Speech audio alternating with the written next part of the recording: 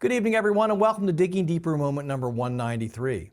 The purpose of our Digging Deeper moments is to take God's Word to God's world, and we are so glad that you've joined us. If you would, please take a moment to subscribe to our YouTube channel. It'll help us greatly. Thank you. 2 weeks ago, we began asking if the Bible is historically reliable, and what we saw in Digging Deeper moments number 191 and number 192 is that yes, the Bible is historically reliable. We base this upon the pattern of consistency that exists between what the Bible records and what archaeologists find in the ground.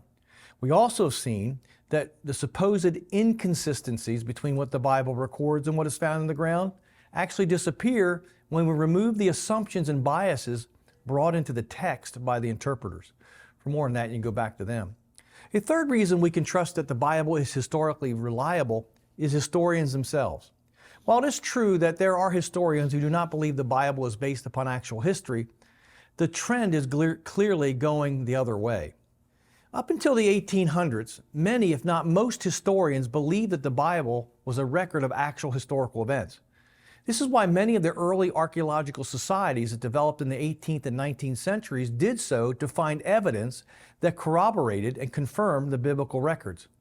But this assumption that the Bible is historically reliable has been systematically replaced in academia over the past 200 years by the assumption that most of the Bible is simply myth, religious stories, and not actual history. Author Paul Johnson takes modern scholarship to task for this in his book, A History of the Jews. He writes, "The value of the Bible as a historical record has been a matter of intense argument for over 200 years. Until about the year 1800, the predominant view among scholars and lay folk alike was fundamentalist. That is, that the Bible narratives were divinely inspired and true in a whole and in detail. Though many scholars," he writes, "both Jewish and Christian, had maintained for centuries that early books of the Bible in particular contained many passages which should be understood as symbolic or metaphoric rather than literal. From the early decades of the 19th century, a new and increasingly professional, critical," he says, "approach, the work mainly of German scholars, dismissed the Old Testament as a historical record and classified it, large parts of it at least, as religious myth." However, Johnson goes on to show that this approach is proving inconsistent with what archaeologists are finding in the ground. And what they see is that what is written in the Bible is consistent with the evidence they're finding in the ground, and the assumptions of those who claim the Bible is myth is proving to be incorrect. Again, I quote Johnson.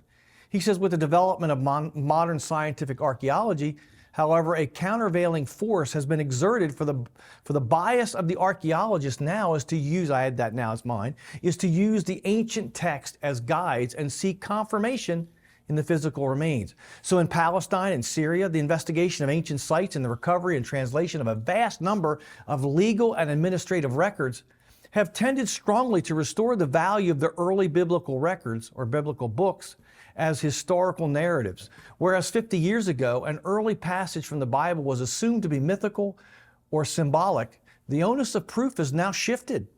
Let me say that again. The onus of proof has now shifted. Increasingly, scholars tend to assume that the text contains at least a germ of truth and see it as their business to cultivate it. This is an extremely important admission by Johnson, because one of the Bible's greatest underlying assumptions is that what is written in it is in fact history. And a big, gigantic, mega overarching motif in the biblical story is that the God of creation not only created the world, but has been actively involved in it and even entered it as a human being himself in Jesus Christ. In other words, the Bible records historical events. This is illustrated in the Gospel of Luke. Luke was a Greek physician, and as such he was educated in Greek thinking, and thus he writes like a Greek historian. And he begins his gospel in Luke chapter 1, verses 1 through 4, "Inasmuch as many have taken in the hand to set in order a narrative of those things which have been fulfilled among us, just as those who from the beginning were eyewitnesses and ministers of the word delivered them to us, it seemed good to me also, having had perfect understanding," that word means complete understanding of all things from the very first, "to write to you an orderly account, most excellent Theophilus, that you may know the certainty of those things in which you were instructed." Simply put, Luke is saying that his gospel is an accurate eyewitness account of what actually happened. It's history, not myth. And Luke is extremely detailed as a historian in both his gospel and the book of Acts, which he also wrote. And there are so many time references and locations mentioned in both Acts and Luke that it would take me numerous Digging Deeper series just to begin to work through them. And in my experience, for what it is worth, I have found that many historians have more confidence in the historicity of the Bible than a number of theologians. And in my humble opinion, this is a shame. Why should we as Christians, and why should any theologian today, move away from their confidence in the historicity of the Bible while the evidence in the ground for it is mounting and going the other direction? Could it be that Paul Johnson is correct when he says, unfortunately, historians, and I would add theologians, are rarely as objective as they wish to appear? So to the Christian, I would say in the words of Hebrews 10:35, therefore do not cast away your confidence, which has great reward. You can trust the historicity of the Bible.